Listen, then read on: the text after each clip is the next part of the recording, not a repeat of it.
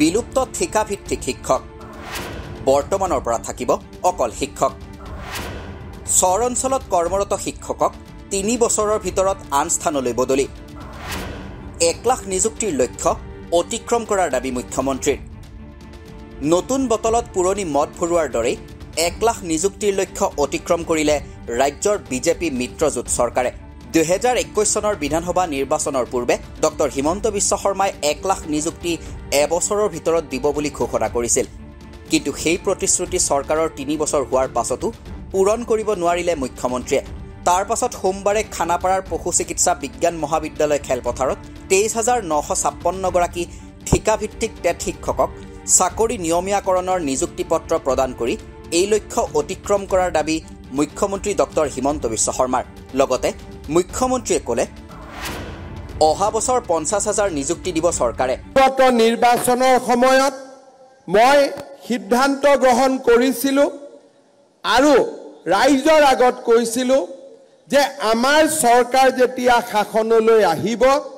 আমি 1 লাখ যুৱক যুৱতীক নিযুক্তি প্ৰদান কৰিম আজি আমাৰ এই নিযুক্তিৰ প্ৰক্ৰিয়াত এই উপস্থিত শিক্ষকসকলক যদি আমি বাদ দিওঁ তথাপিতো আমি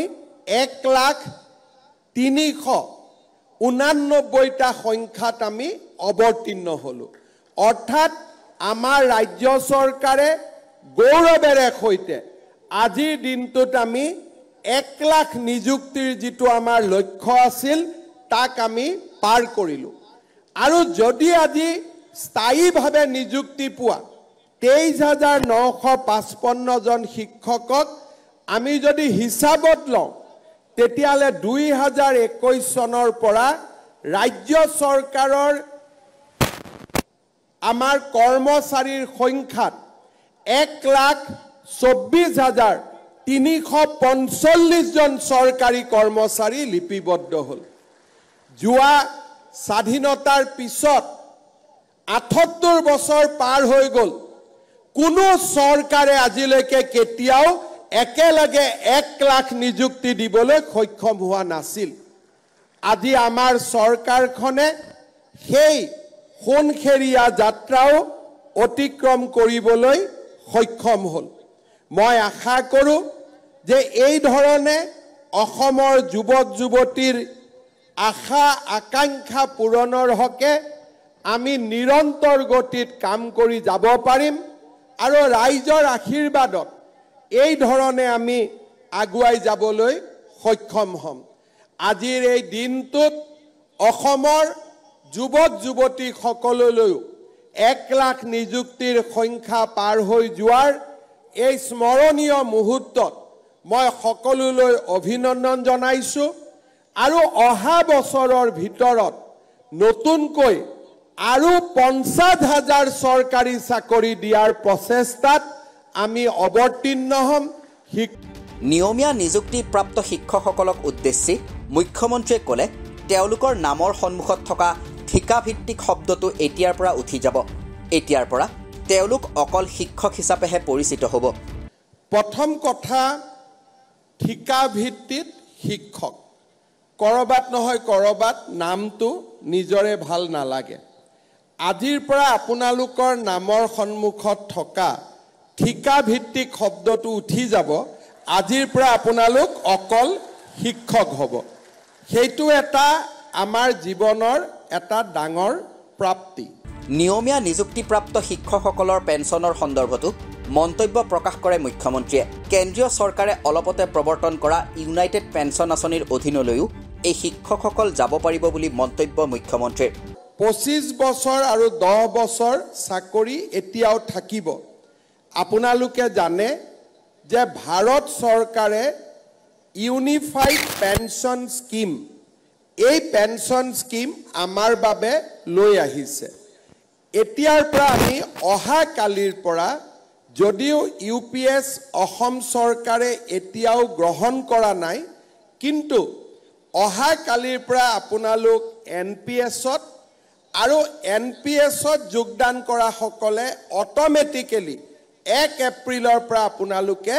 UPSলৈকে আপোনালোকে যাবলৈ সক্ষম হ'ব। নিজৰ ভাষণত ডক্টৰ হিমন্ত বিশ্ব শৰ্মাৰ শিক্ষকসকলৰ প্ৰতি আহ্বান, মুখ্যমন্ত্ৰী আৰু শিক্ষামন্ত্ৰীক মেছেজ নিদিব। ইয়াৰ কাৰণ দাঙি ধৰি মুখ্যমন্ত্ৰীয়ে কয়, শিক্ষকসকলে আন চৰকাৰী কৰ্মচাৰীৰ দৰে নিৰ্দিষ্ট সময়ত লাভ কৰিব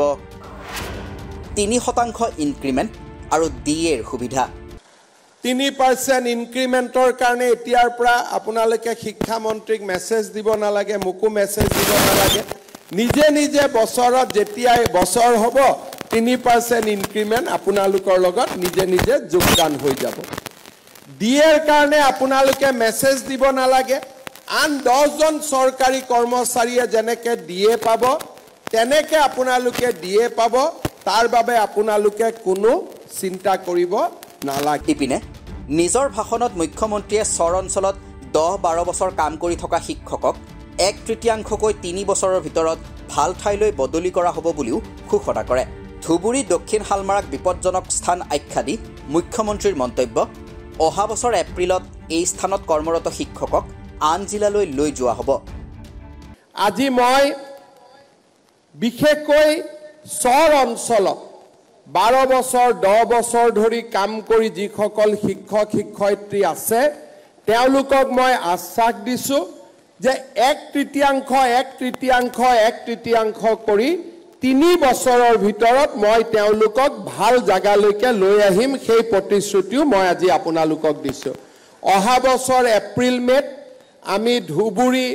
সাউথ শালমাৰাত কাম কৰা 1/3 শিক্ষকক আমি আন জিলালৈ লৈ আহিম। তাৰ পিছৰ বছৰ 1/3 শিক্ষকক আমি লৈ আহিম। তাৰ পিছৰ বছৰ 1/3 শিক্ষকক আমি লৈ আহিম, যাতে ধুবুৰী সাউথ শালমাৰাৰ দৰে বিপদজনক স্থানত কাম কৰি থকা শিক্ষকসকলেও এটা জীৱনত ল'ৰা ছোৱালীক পঢ়ুৱাই ডাঙৰ কৰাৰ বাবে তেওঁলোকেও যাতে এটা সুবিধা পাব পাৰে। কিমান আছে ধুবুৰী আৰু সাউথ শালমাৰাত কাম কৰি থকা শিক্ষক? হাত ডাঙৰকচোন। ঠিক আছে, যিমানখিনি আছে স্থায়ীভাৱে যিসকলক আজি আমি নিয়মীয়াকৰণ কৰিলোঁ তেওঁলোকক আমি 3 বছৰৰ ভিতৰত উপযুক্ত স্থানলৈ আমি লৈ আহিম আৰু অহা বছৰৰ ভিতৰত এই উপযুক্ত স্থানৰ যিটো ট্ৰান্সফাৰ সেই ট্ৰান্সফাৰৰ প্ৰক্ৰিয়া আমি আৰম্ভ কৰিম। News desk report, the cross current.